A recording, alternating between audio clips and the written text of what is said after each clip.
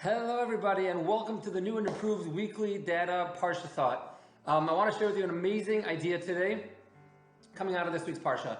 And that is, we all know there's a famous Mishnah in Ethics of Our Fathers. It says as follows: God tested Abraham with 10 tests. This is God's process of validating Abraham's allegiance and ensuring that Abraham is really the one who can father the nation to bring out God's mission to the world. And all of the commentaries, when they count what were these 10 tests, they almost all count that the 10th test was the binding of Isaac, the amazing story of strength and courage in which Abraham, after being blessed with a child, after 100 years, finally having a child to carry on his legacy, is asked by God to sacrifice everything he has for the sake of God. And Abraham lives up to that test. And we all understand how that was the penultimate test, that was the greatest, that was the 10th test. However, there is one opinion, Rabbi Yonah, who comments, and he has a different list. And he explains it as follows. He says that test, the binding of Isaac, was actually the 9th test. And what's his 10th test? The first story in this week's Parsha.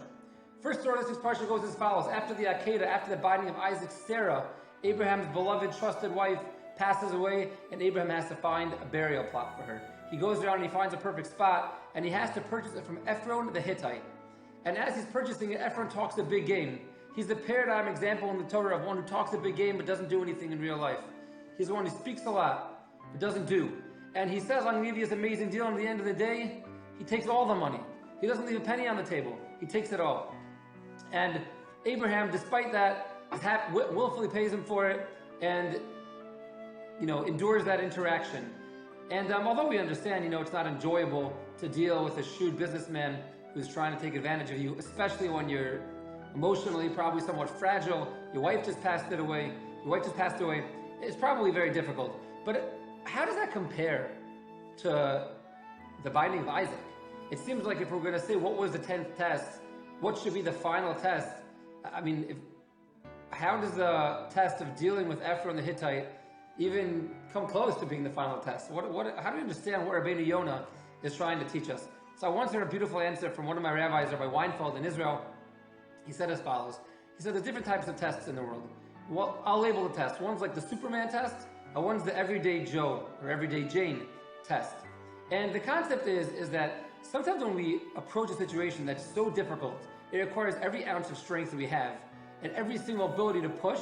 We psych ourselves up, we get ourselves emotionally ready, and we push with all of our strength. And we exploit superhuman strength, Superman strength, in order to get the job done. That's an amazing testament to our inner character when we're able to do that.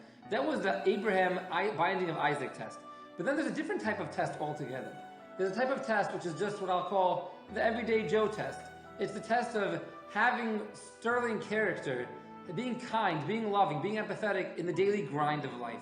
Not when it's a test moment when we have to step up and do the binding of Isaac, but just being friendly to the cashier, being nice to your employee, to your employer, not when you have to, not when you realize this is the major test of life, but just in the everyday grind, being a mensch, being kind.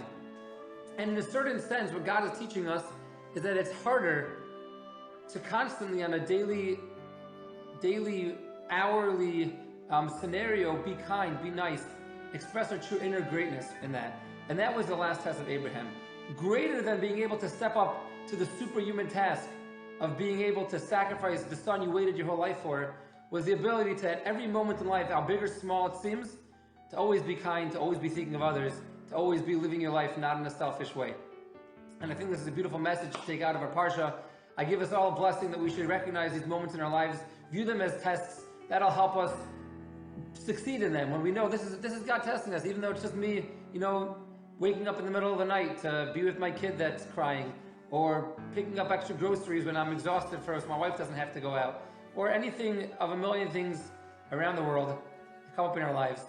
Recognize all these small tests and have success at them, and wishing everybody an amazing, awesome, enjoyable, relaxing Shabbos.